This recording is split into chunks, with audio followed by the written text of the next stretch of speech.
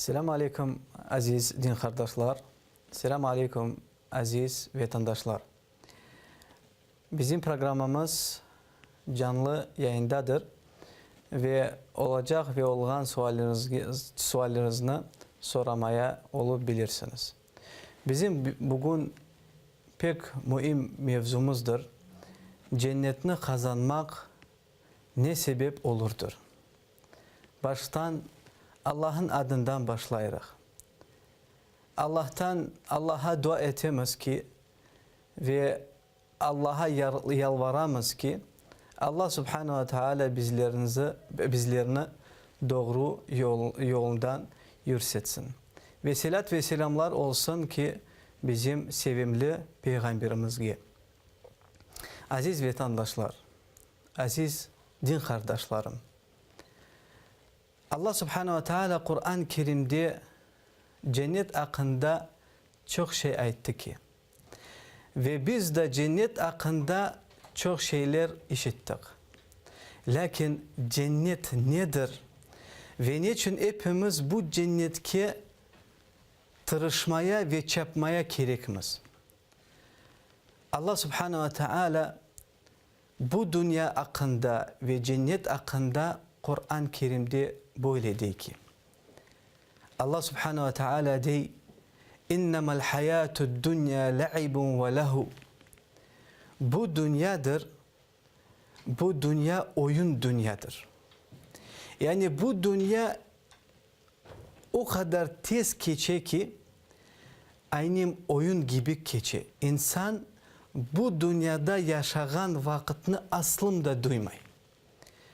Ve yaramay şeylerini yapsa da ve günahlarını da yapsa da kimir vakit bu günahlarını görmey.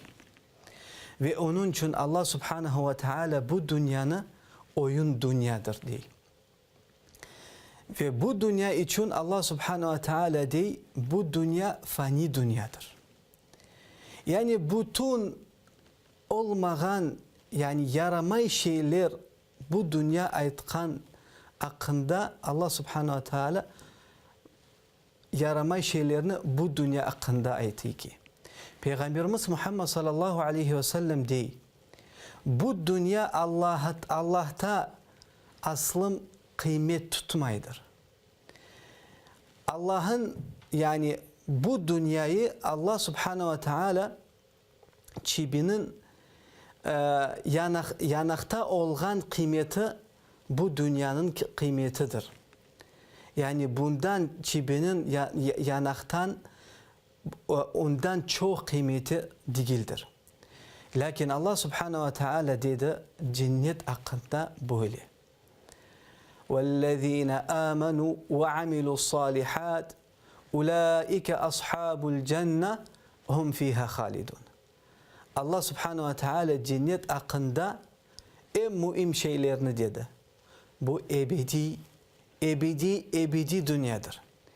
Yani anda fina olmayacak aslım. O dünyada yani ahirette, cennette insan hiçbir vakit kartlık duymaz, hiçbir vakit ölmezdir. Yani insan bu dünyaya, cennetke girse hiçbir vakit andan çıkmazdır. Ve Allah Subhanahu ve Teala diyor, kim Allah'a iman etti ve kim yaxşı ameller etti ki bu insan cennetini kazanacak. Ve insan o cenneti ebedi olacaktır. En balaban cennetin kıymetidir. Bu ebedi olganıdır. Bir ebedi olganı. Çünkü insan bu dünyada çok kapik ve çok para verecek ki hiçbir vakit kartaymasın ve hiçbir vakit ölmesin. Lakin kartlık ve ölüm insana hep bir gelir. Lakin Allah Subhanahu ve Teala cennet kazanmak için aslım tikaran şey soradı ki. Ve Allah Subhanahu ve Teala Kur'an-ı Kerim'imizni biz açsak ve okusak Kur'an-ı Kerim'ni biz görürük ki Allah subhanahu ve teala Kur'an-ı Kerim'de iki yol çizdi. Bir yol kaysi insanı cennetke alıp varar. Ve da bir yol kaysi Allah'ın yolundan, yani Allah'ın ateşini insanı alıp varırdır. Bu yol cehennem yoludur. Birinci yol cennet yoludur. Üçüncü yol yoktur. İnsan ya da cennetke girer, ya insan ya da cehennemge girer. Ve onun için Allah subhanahu ve teala cennet hakkında böyle dedi. Allah subhanahu ve teala dedi, insanlar anda vakit yaş olacaklar. İnsanlar anda baht yaşayacaklar. İnsanlar vakit anda huvanacaklar. İnsanlar hiçbir vakit ölmezler ve insanlar anda hiçbir vakit bir şeyden ihtiyacı olmaz. Yani insan suyu ve aşı istese, o su ve aşı onun o günde amanda duracak. İnsan hiçbir vakit yoklamayacak. İnsan hiçbir vakit boldurmayacak. Ve en balaban ve en büyük cennetin nimetidir Allah Teala'nı görmektir. Allah Subhanahu ve Teala Kur'an-ı Kerim'de böyle diyor. Vucuhu yevme izin nadira ila rabbiha nadira. Allah Subhanahu ve Teala diyor, betler o günde, yani kıyamet gününde ondan nur çıkacak. Onlar huvanacaklar ve kulecekler. Allah'a bakan vakittedir. Allah Subhanahu ve Teala insanlara en balaban ve en kıymetli cennetini hazırladı. Lakin bu cennetini kazanmak için ne yapmak gerek ki? İnsan ne okumak gerek ya da ne yapmamak gerek ki bu cennetini kazanmak için? Bir kere Peygamberimizin sallallahu aleyhi ve sellem altında bir sahabisi oturgan idi. Muaz ibn Cebel adı. O dedi, Peygamberimiz Muhammed sallallahu aleyhi ve sellem ondan soradı. Ey Muaz, sen bilesin ki Allah'ın hakkını nededir? Ve Allah'ın kullarının hakkısı nededir? Muaz ibn Cebel radıyallahu anh dedi, Allah ve Peygamberi biledir bunu. Ben bilmeyeyim bunu. Peygamberimiz Muhammed sallallahu aleyhi ve sellem dedi ki, Allah'ın hakkıdır. Yani bu Allah'ın kullarının borcu, Allah'ın o nedir? Allah'a ibadet etmektir iken. Ve Allah'ın kullarının haklarıdır. Kim Allah'a itaat ve ibadet etti ve Allah'a teşrik getirmedi, Allah Subhanahu ve Teala bu insanlarını cennetke girdirecek ve cehennem ateşten saklayacak. Bu hadiste Peygamberimiz Muhammed sallallahu aleyhi ve sellem en mühim Allah'ın hakkı nedir söyledi. Bu en yengil şeydir. Bu Allah'ın kul olmaktır ve Allah'a ibadet etmektir. Lakin ibadetini işitsek aklımıza ne geleyken, ibadet sözünü işitsek ne yapmasını gerek, aklımıza ne geleyken, çoksu billahi ibadet etmektir. Bu işini bırakmak, çalışmamak, bu tekim Kur'an-ı Kerim'ini okumak, namazlarını okumak, o razayı tutmak, tekim bu ibadettir. Bundan gayrı bir şey yapmaya olmayken. Kemer insanlar böyle ibadetini anlayıkenler. Lakin ibadetin manası bundadır.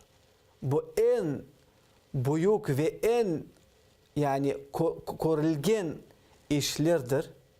Haysi Allah subhanahu wa ta'ala haysi amellerini ve işlerini sevedir. İbadet saklanğan işlerden olmaya mülkün ve korulgen işlerden olmaya mülkün. Lakin iki şartı vardır. İbadetini Allah subhanahu wa ta'ala sevecek ve bu işten bu işini Allah sevecek ve bu işten Allah subhanahu wa ta'ala razı olacak. Misal için Peygamberimiz Muhammed sallallahu aleyhi ve sellem dedi, imanın 70 yarım derecesi var. En yükseği bu la ilahe illallah Muhammed Resulullah ve en sonu en birincidir, en ifak amelleri bu yoldan yarama şeylerini almaktır. Yani haysiler insana zarar getirecekler. Bu ibadettir. Yani ibadet bu bütün yaxşı işler ve ameller haysilerini Allah subhanahu wa ta'ala sever ve bu işlerden Allah subhanahu wa ta'ala razıdır. Ve bu bütün ibadetlerinden en mühim amelleri vardır. Ve bu en mühim amellerini Allah subhanahu wa ta'ala Kur'an-ı Kerim'de ayetti ki ve Peygamberimiz Muhammed sallallahu aleyhi ve sellem Kur'an-ı Kerim sünneti aytkan Peygamberimiz Muhammed sallallahu aleyhi ve sellem. En birincisidir bu kelime ve şehadettir. En balaban ibadet ve en yüksek ibadettir bu kelime ve şehadet. Yani eşhedü en la ilahe illallah ve eşhedü enne Muhammeden Resulullah. Yani ben şehadet eteyim ki bütün yürekten Allah'tan gayrı başka ilah yoktur. Ve kendi şehadet eteyim ki Allah'ın kulu ve peygamberi Muhammed sallallahu aleyhi ve sellem. İnsan bu sözlerge yürekten inanmak gerek. Peygamberimiz Muhammed sallallahu aleyhi ve sellem dedi, kim can yürekten aytsa ki la ilahe illallah Muhammed Resulullah cennetke girer. Ve bütün amellerden en güzel ve en büyük amellerdir bu kelime ve şehadettir. Lakin bizlerge anlamak gerek ki bu tekim sözler değildir. İnsan aytkan vakitte Allah'tan başka ilah yoktur. Yani bu insan bu dakikada ve o vakitte tekim Allah'a yalvaracak. Tekim Allah'tan soracak ve Allah'tan başka putlarga inanmayacak ve ibadet etmeyecek. Ve insan aytkan vakitte Muhammeden Resulullah yani ben şehadet eteyim ki Muhammed sallallahu aleyhi ve sellem Allah'ın kulu ve peygamberidir. Yani bu vakitte insan değil. Ben peygamberimiz gibi yaşayacağım. Ben peygamberimiz sallallahu aleyhi ve sellem dinimizni öğretken gibi ben öyle ibadet yapacağım ki. Misal için Peygamberimiz Muhammed sallallahu aleyhi ve sellem bizlerine namaz okumaya öğretti. Ve bu namazını biz nasıl okuyoruz? Biz Peygamberimiz sallallahu aleyhi ve sellem öğretken gibi okuyoruz. Birinci en büyük amellerdendir bu kelime ve şehadet. Ve ikinci, en büyük amellerdendir. Bu 5 kere namazdır. Allah subhanehu ve teala bizlerge namazın kıymetini anlatmak için bilirsiniz ne yaptı? Allah subhanehu ve teala peygamberimizini sallallahu aleyhi ve sellem Mekke'den Filistin'e alıp göçertti. Beyt-el Makdis'e. Son andan 7. kökke Allah subhanehu ve teala peygamberimizni götürdü. Ve anda peygamberimiz ve anda Allah subhanehu ve teala peygamberimizge 5 kere namazını kılmak farz etti. Ve anda emir etti. En birinciden Allah subhanehu ve teala 50 namaz farz etti. Sonra peygamberimiz Muhammed sallallahu aleyhi ve sellem Allah'ın yalvardı. Dedi ey Allah'ım bu 50 kere namazını okumak bir günün içinde benim ümmetime kıyın olacak. Ve Allah subhanehu ve teala 5 namaz ayıcı bunu azlaştırdı. Lakin Allah subhanehu ve teala peygamberimizge böyle dedi. Kim bu 5 kere namazını kılsa onun sevabı olacak. Aynen bu insan bir günün içinde 50 namazını kıldı. Çoğumuz maalesef namaz hakkında bir şey işitsek bizim betlerimiz kararmaya başlay ya da kızarmaya başlay. Kimir insan değil. Bu şeylerini yapmak pek kıyındır. En mühim benim yüreğim temiz olsun ve benim yüreğim temizdir. Ben başka bir şey yapmayacağım. Allah subhanehu ve teala Rahman ve Rahim'dir. Allah subhanehu ve teala benim günahlarımı bağışlar. En mühim benim yüreğim temiz ve ben yalan aytmayayım, ben hırsızlamayayım, ben birisine zarar getirmeyeyim. Bu en mühim şeylerdir. Doğru. Bu en büyük amellerdir. Lakin bu bütün ameller insanlargadır. Yani sen hırsızlık yapmasan, yani sen olgan senin etraflarda mahluklarga zarar getirmesin. Sen yalan aytmasan, sen insanlarga zarar getirmesin. Lakin Allah için ne yapasın sen? Bu sualini özüne ver. Bu sualini insan özüne verecek. Bir kere Peygamberimiz Muhammed sallallahu aleyhi ve sellem hadiste böyle dedi. Kullu bani ademil hatta ve hayril hattaine tevvabun. Bütün insanlar günahkarlar.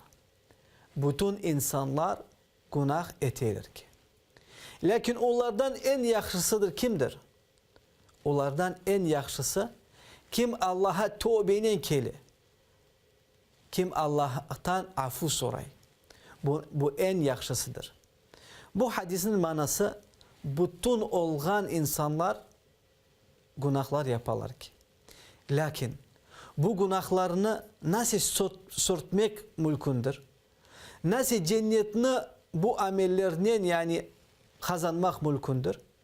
Peygamberimiz Muhammed sallallahu aleyhi ve sellem başka hadiste anlattırdı.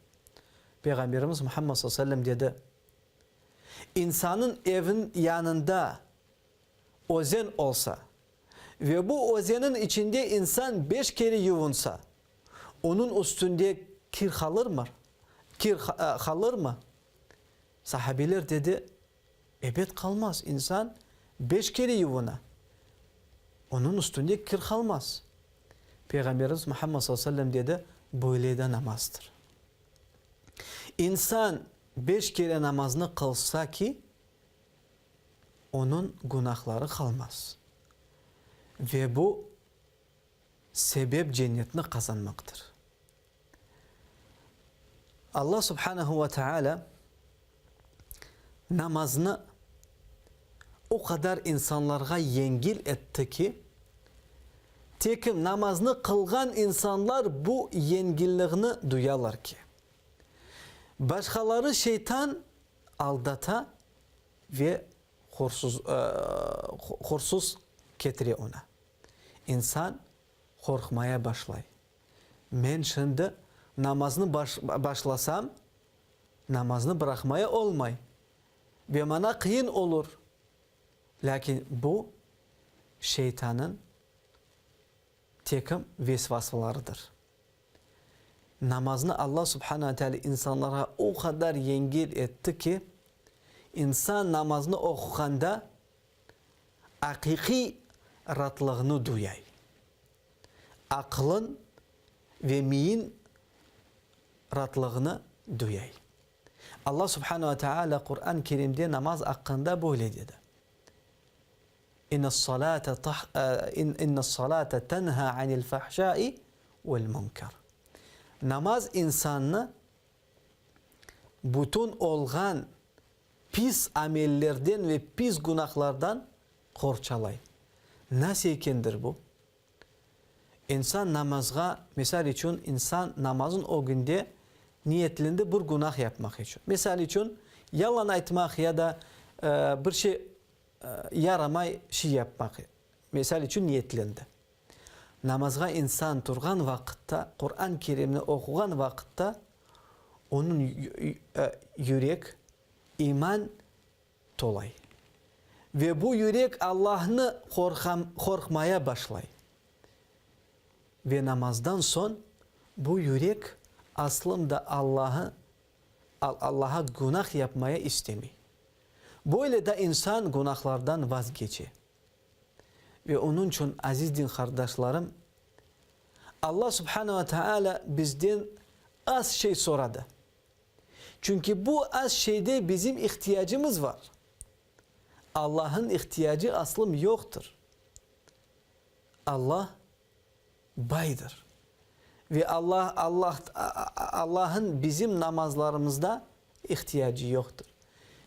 Bizim ihtiyacımız namazda vardır. Çünkü cennetini insan kazanır o vakit kaysi kıyamet gününde namazlarının gelecek. Bakınız aziz din kardeşlerim. Şeytan Allah subhanahu wa ta'ala şeytanı cennetten kovgan vakit şeytan Allah'tan sonra da ey Allah'ım bana vakit ver. Ve Allah subhanahu wa ta'ala ona vakit kıyamet gününce verdi. Yani dedi ey Allah'ım beni öldürme, bana vakit ver. Ve Allah subhanahu wa ta'ala dedi ona senin vakitin kıyamet gününedir. Son şeytan dedi ey Allah'ım bakınız şeytan Allah'a inana lakin içinde kibirlik olgan için Allah'a itaat ve ibadet yapmay. O dedi ey Allah'ım sen beni cennetten kovgan sebepten ben senin kullarına o günden artan sağ ve sol taraftan geleceğim ki. Ve çoksunu sen Müslüman olarak tapmasın. Yani çoksunu ben doğru yoldan uğrarım ki. Ve bakınız insan nasıl şeytan insanını aldatar. İnsan yaş olgan vakitte 15, 16, 17 senede olganda insan değil. Bana şimdi ben de oynamaya isteyirim. Ben de rahatlanmaya isteyirim. Namazını kılmaya istemeyim şimdi. Kart olsam ki inşallah son namazını kılarım. Kur'an'ı öğrenirim okumaya. Ve o zaman torunlarıma öğreteceğim bu şeylerini. Lakin kartlık bu insana gele. İnsan kart zamanda ve kartlık vakitte onun takatı çok yoktur. Hastalıklar gelmeye başlay. Ve insan o kartlık vakitte ne dey? Men şimdi kartım. Abdest tutmaya olmayayım. Bana abdest almaya kıyın. Men kastadır. Men secde yapmaya olup olmayayım. Ve böyle de bütün insanın umuru keçe ve insan Allah'a bir secde yapmayı. Bu insan Allah'ın o güne geldiğinde nasıl cevap verecek ki? Allah subhanahu teala bu insandan sorasa ki ey benim kulum sen bana ben sana 24 saat bir günde verdim. Sen bu 24 saatten bana 25 dakika verip olamadın. Nasıl sen cennetini istiyorsun? Bakınız Allah subhanahu ve teala bizim günümüzde 24 saat verdi. Bu 24 saatin içinde ne istesek yapayımız. Ve Allah subhanahu teala bizlerden 5 kere namazını kılmak soradı ki. Bir namaz 5 dakika vaktini alıyor. Bu 5 namazlarını korsak 25 dakika olur. Allah subhanahu teala bizlerge 4 saat verdi ve bu 24 saatten biz Allah'a 15 dakika vermesek, kızgansak bu vakitte nasıl cennetini kazanırız? Nasıl cennetke kirip oluruz? Bu sualını özümüzge her vakit vermeye gerekmez. Ve bu sualge hakiki bir cevap vermeye gerek ki. Yani insan kemer vakit özünü aldata. Ve o özünü aldata ve şeytan da onu o dakikada aldata. Aziz Müslümanlar, cennetini kazanmak pek yengildir. Kemer insanlar değil. Ben bir kere bu dünyada yaşayırım ki. Ve ben bu dünyadan bütün nimetlerini özüme almaya isterim ki. Ve onun için bu dünyada nasıl istesem yaşayacağım. Kıyamet gününde ateşte de yansam en mühim bu dünyada yaxşı yaşamak. Lakin bu insan bilmiyor ki. Bu dünya fani dünyadır. İnsan 100 yıl yaşasa da bu 100 yıl aynı bir yıl geçer. Şimdi mesela için insan ya da kart adam kaysi 100 yıla yatıp vardı. Ondan sonra şimdi sen bütün yaşayan ömrünü ne kadar yani nasıl duydun? Tez geçti mi? Ya da yaşap yani tez geçmedi. Bu insan ebed aytır ki benim bu bütün yaşayan yaşam annem 2 günün içinde geçti. Çünkü bu dünya yalan dünyadır. Allah subhanahu teala bu dünyayı oyun dünya dedi. Lakin cennetini, ahiretini Allah subhanahu teala dedi. Ebedi cennettir. Bütün olğan hakiki nimetleri ve hakiki hayattır. Bu ebir dünyadadır. Bir kere Peygamberimizge bir adam geldi. Ve aytti ki ey Peygamberim bütün olğan İslam'da ibadetler bana tikaran